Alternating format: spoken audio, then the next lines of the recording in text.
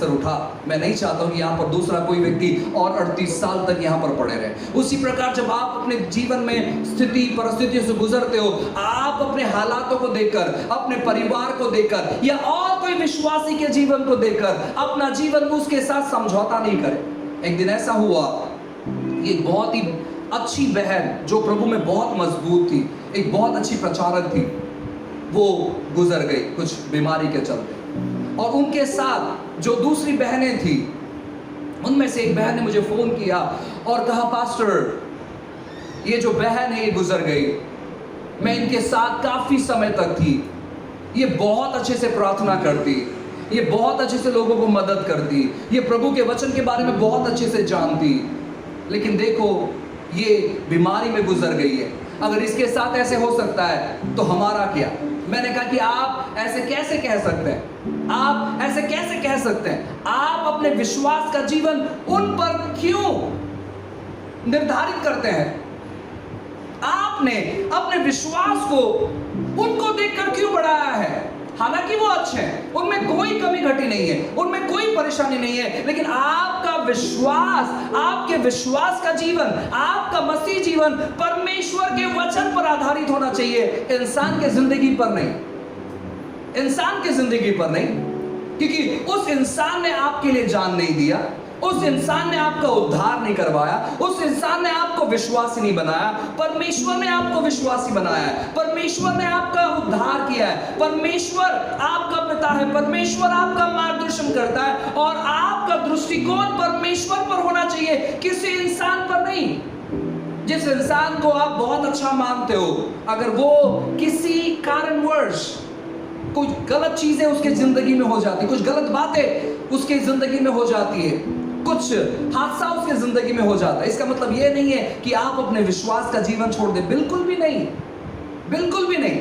वो इंसान है, इसलिए वो गलती कर रहा है और वो गलती करेगा जरूर। आप जिस भी व्यक्ति के बारे में योजना करो, जिस भी व्यक्ति के बारे में ये सोचो कि नहीं यार ये व्यक्ति कभी गलत नहीं कर सकता है, वो गलती करेगा जरूर, क्योंकि वो इंसान है। और उसी की वजह से बाइबल कहता है, यिर्मयाह की किताब में लिखा है कि श्रापित है वो व्यक्ति जो इंसानों पर भरोसा करता है, मनुष्य पर भरोसा करता है। मैं यहां तक कहना चाहता हूं कि श्रापित तो वो व्यक्ति जो इंसानों को देखकर अपना विश्वासी जीवन जीता है, क्योंकि आपका विश्वासी जीवन कमजोर पड़ जाएगा जब उसके जीवन में कुछ गलत चीजें होगी। आपका विश्वास परमेश्वर के वचन पर होना चाहिए कि प्रभु का वचन क्या कहता है। वो व्यक्ति अपने फायदे के लिए आपका गलत मार्गदर्शन कर सकता है, लेकिन परमेश्वर का वचन कभी गलत मार्गदर्शन नहीं करेगा।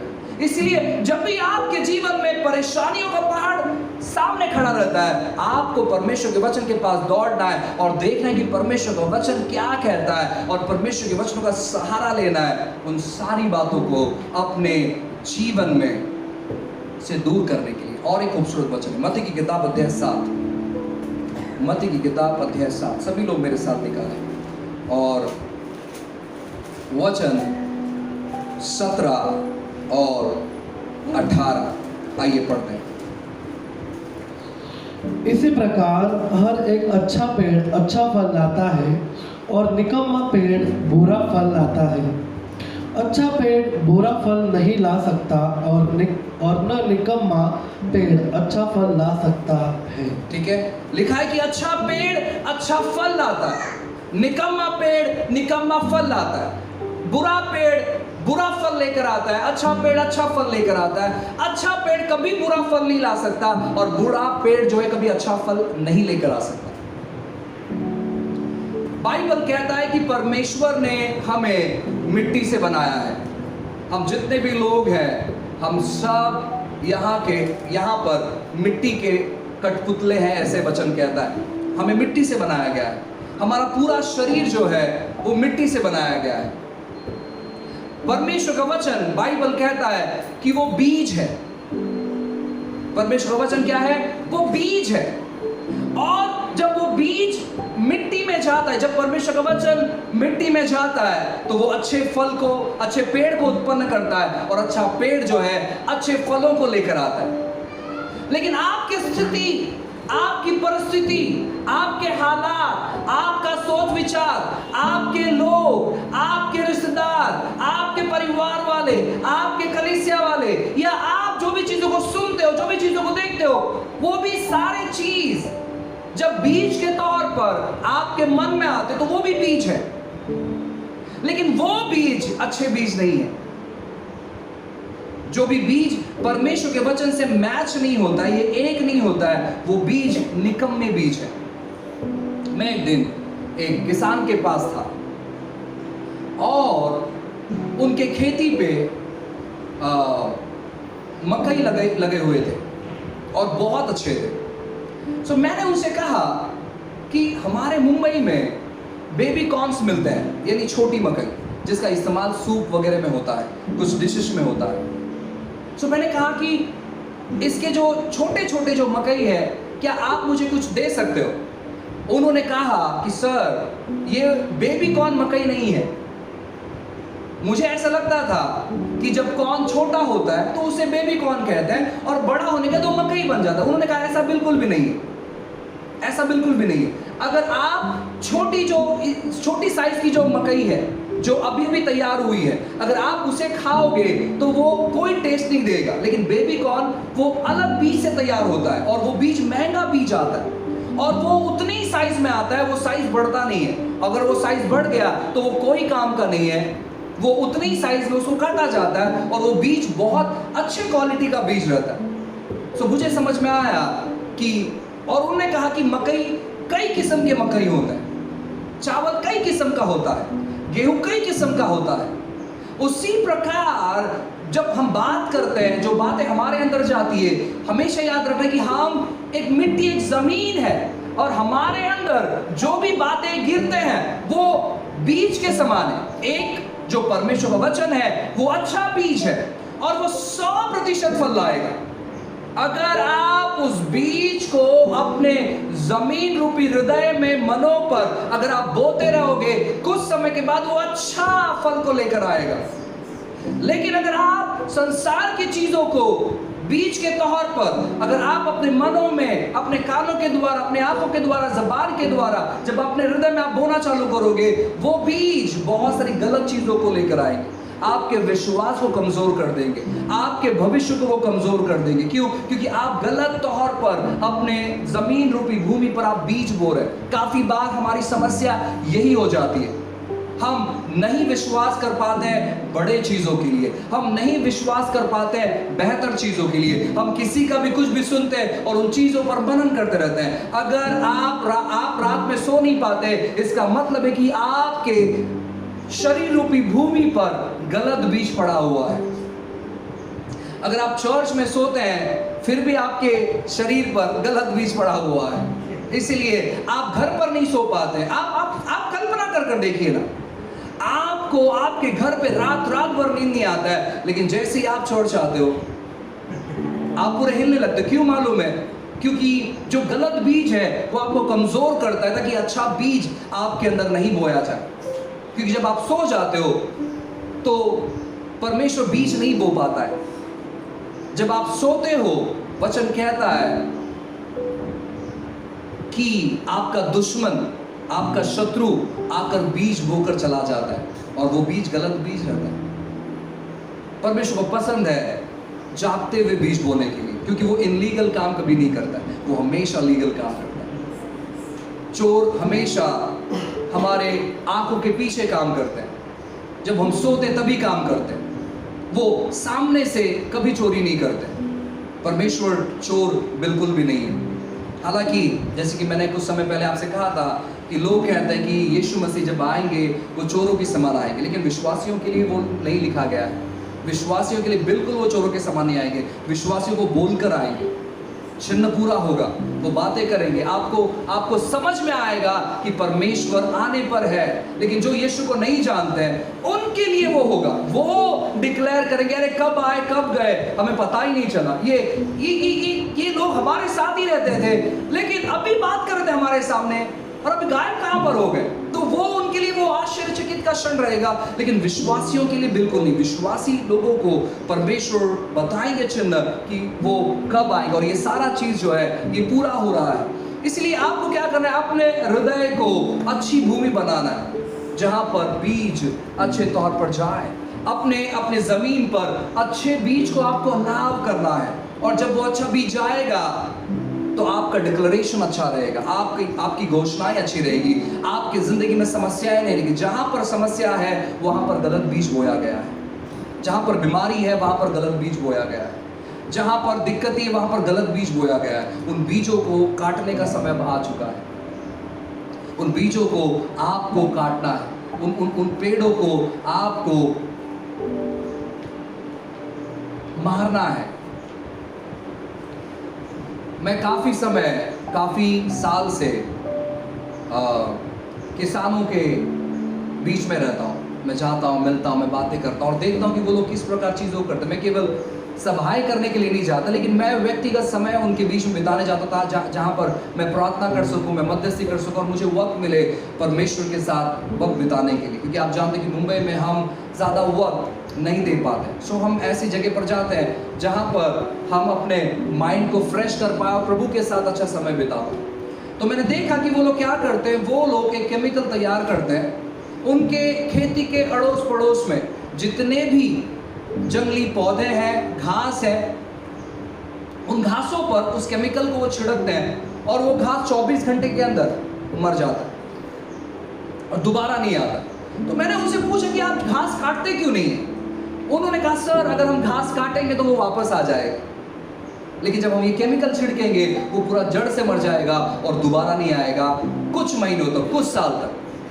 और कुछ साल के बाद अगर वो वापस आए, हम वापस केमिकल छिड़केंगे और हम रिलैक्स रहेंगे। लेकिन अगर हम लोग उस घास को काटते रहे तो कुछ ही दिनों के बाद, महीने के बाद, 15 दिन, 20 दिन, 1-1.5 महीने, 2 महीने के बाद वो घास वापस उग आएंगे और हमें वापस फिर काटना पड़ेगा। तो क्यों इतना परिश्रम करें? आप जितने भी लोग तकलीफ में हैं, एक चीज तो पक्का है कि हमारे अंदर जंगली बीज बोया गया है।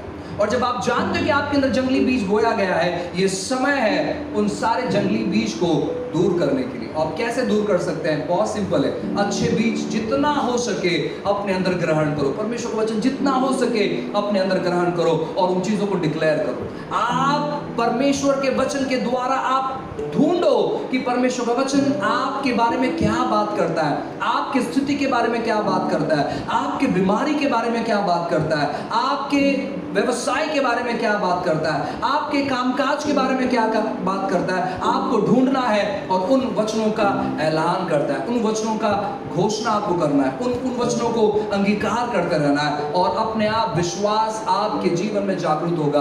आपकी स्थिति बदलेगी, आपकी परिस्थिति बदलेगी, आपके पति का जीवन बदलेगा, आपके पत्नी का जीवन बदलेगा, आपके बच्चों का जीवन बदलेगा। हर एक चीज जो आप देखना चाहते हो, अगर वो बातें परमेश्वर के वचन से मैच करता है तो आपको उत्साह मनाना है, क्योंकि बहुत जल्दी आप उन चीजों के रिजल्ट को देखने वाले हो, बहुत जल्दी आप उन बातों को देखने वाले हो। आपका डॉक्टर क्या कहता है, आपके अनुभवी लोग क्या कहते हैं, आपके बुजुर्ग क्या कहते हैं, उसका कोई परवाह ना करो।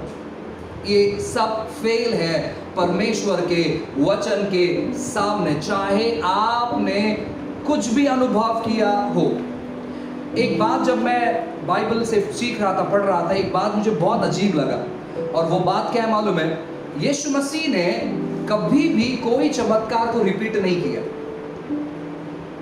यीशु मसीह ने कभी भी कोई चमत्कार को सेम तौर पर नहीं किया, रिपीट नहीं किया। सब चमत्कार उनका यूनिक था, सब चमत्कार अलग था।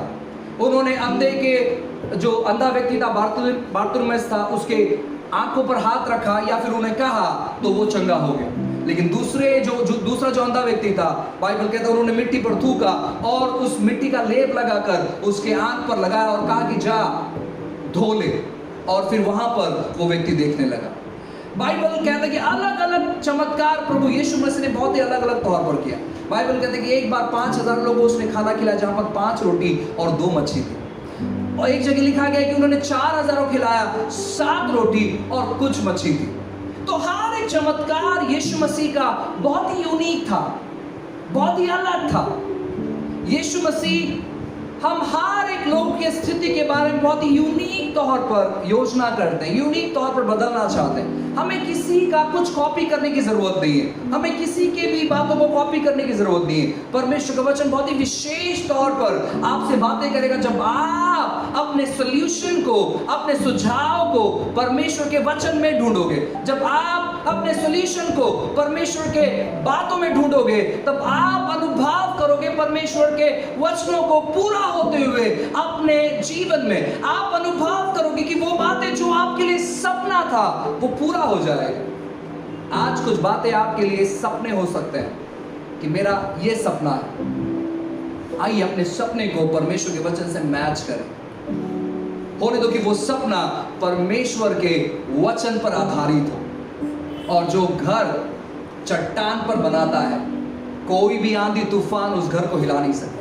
आपका सपना अगर परमेश्वर के वचन पर आधारित है, कोई शैतान या कोई माइकलाल आपके सपने को तोड़ नहीं सकता है, आपके सपने को चुरा नहीं सकता है। होने दो कि हमारा सपना परमेश्वर के वचन पर आधारित हो। और तो आप लोग जान पे अपने बच्चों को सिखाए कि परमेश्वर के वचन से कैसे हम चीजों को, स्थिति को, परिस्थितियों को बदल सकते हैं। आपको अगर पढ़ने नहीं आता है, आपके परिवार में जो सदस्य है उनको प्रोत्साहित करें कि वो आपके लिए पढ़ पाए। जिनको पढ़ने के लिए नहीं आता है, मैं आपसे कहूं, उनको परमेश्वर ने सच में बहुत यूनिक दिमाग दिया,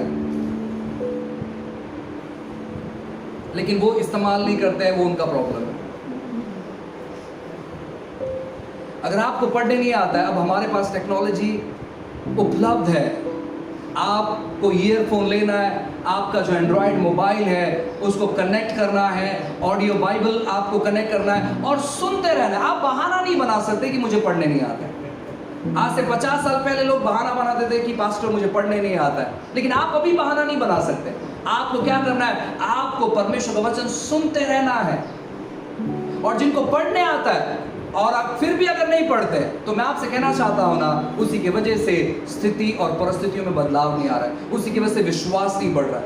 आपको समय बिताना है परमेश्वर के वचनों को पढ़ने के लिए, अध्ययन करने के लिए, अध्ययन करने के लिए, परमेश्वर के वचनों को मनन करने के लिए। प्रभु आपने मुझे अच्छा पेड़ बनाया और प्रभु आप मेरे जरिए अच्छे फलों को आप उत्पन्न करने पर हो। प्रभु मैं धन्यवाद देता हूं। आपको वचनों को पढ़ना है और जैसे ही आप वचनों को पढ़ोगे, आप देखोगे कि अद्भुत मात्रा में आपके जीवन में बदलाव होगा, अद्भुत मात्रा में आपके जीवन में परिवर्तन होगा। देखो, परमेश्वर हम हर एक लोग के जीवन में परिवर्तन लाना चाहते, बदलाव लाना चाहते, लेकिन वो तब तक नहीं लेकर आएंगे जब तक कि आप उन्हें इजाजत नहीं देते, जब तक कि आप उन्हें अलाव नहीं करते। लिखा गया है प्रकाशित वाक्य की किताब में अध्याय 3 वचन 20 में कि यीशु मसीह दरवाजे को खटखटा रहे हैं। वो चाहे तो वो जबरदस्ती आ सकते थे, क्योंकि सुसमाचारों में ऐसे लिखा गया कि जब चेले एक जगह प्रार्थना कर रहे थे, यीशु मसीह जब जी उठे थे, तो वो बीच में उनके खड़े हो गए। दरवाजा बंद था, छत बंद था, खिड़कियां बंद थी, लेकिन यीशु मसीह जहां पर वो लोग प्रार्थना कर रहे थे, उनके बीच में यीशु मसीह आ चुके थे। लेकिन प्रकाशित वाक्य 3:20 पर यीशु मसीह दरवाजा खटखटा रहे।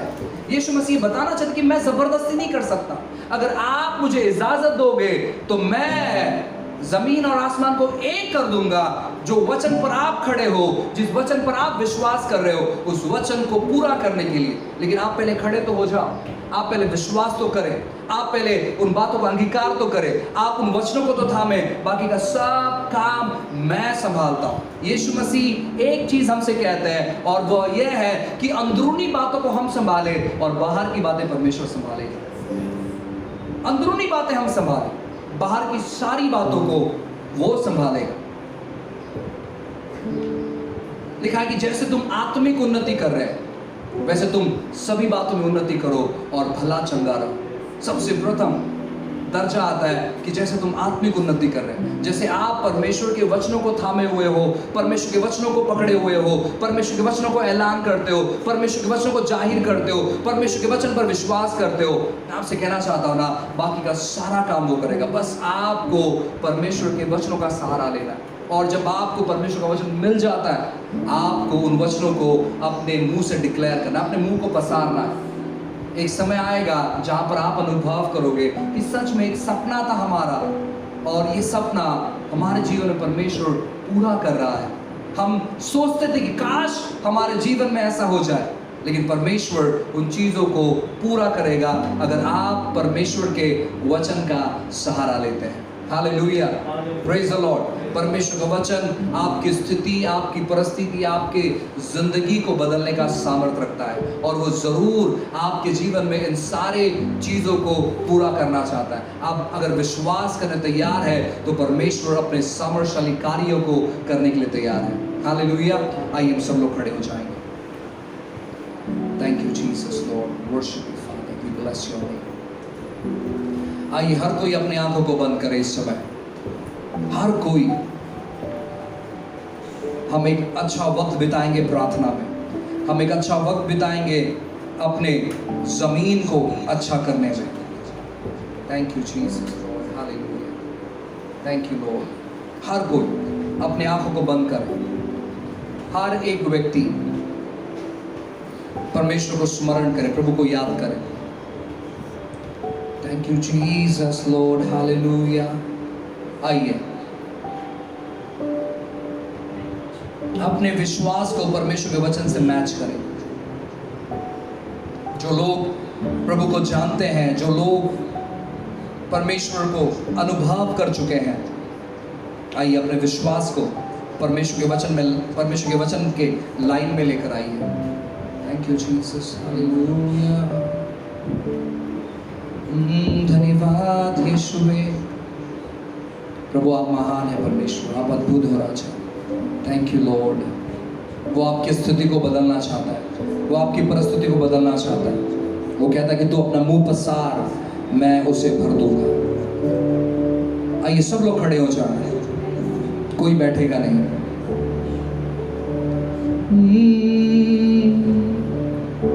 Hallelujah Lord.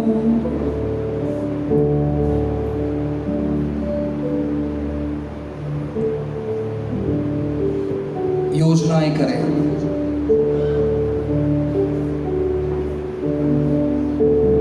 Thank you Lord. जो प्रार्थनाएं आपको करनी है वो प्रार्थनाएं करना चालू करें। जो घोषणाएं आपको करना है, आइए प्रभु की उपस्थिति में उन बातों की घोषणा करना चालू करें। हालेलुया। योग्यता से बढ़ के दिया है अपनी दया से तूने मुझे। योग्यता से बढ़ के दिया है अपनी दया से तूने मुझे। मांगने से ज्यादा मिला मुझे, आभारी हूँ प्रभु मैं। मांगने से ज्यादा मिला मुझे, आभारी हूँ प्रभु मैं। धन्यवाद के साथ स्तुति गाऊंगा, है यीशु मेरे खुदा। उपकार तेरे है बेशुमार, कोटि कोटि स्तुति धन्यवाद। धन्यवाद के साथ स्तुति गाऊंगा, है यीशु मेरे खुदा। उपकार तेरे है बेशुमार, कोटि कोटि स्तुति धन्यवाद। तू है सच्चा जिंदा खुदा, मैं तुझ पर ही भरोसा मेरा।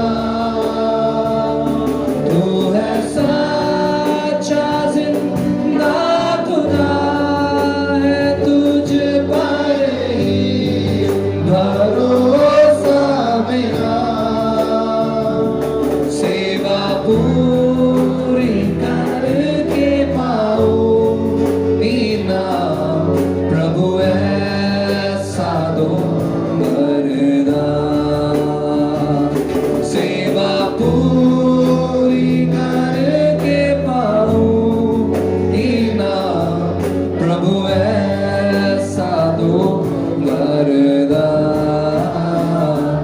धन्यवाद के साथ स्तुति गाऊंगा है यीशु मेरे खुदा उपकार तेरे है बेशुमार कोटि कोटि स्तुति धन्यवाद कोटि कोटि स्तुति धन्यवाद कोटि कोटि स्तुति धन्यवाद हालेलुया ओरी बेसी खिंदारा बासी अंदोलो बोरी अंदारा ओ प्रभु धन्यवाद देते हैं आपको राजा ओ आप अद्भुत हैं आप महान हैं प्रभु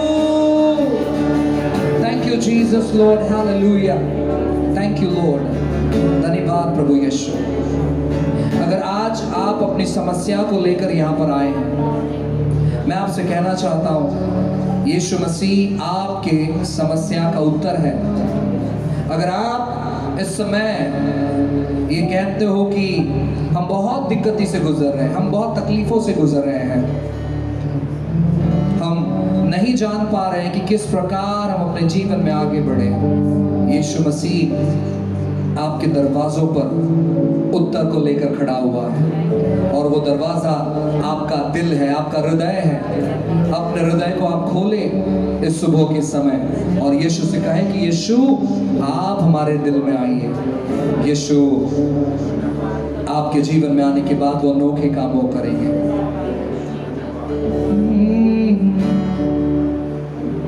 थैंक यू जीसस लॉर्ड प्रभु आपके तुल्य आपके समान कोई नहीं है परमेश्वर आपके जैसा कोई नहीं है राजा वो आपके मनों से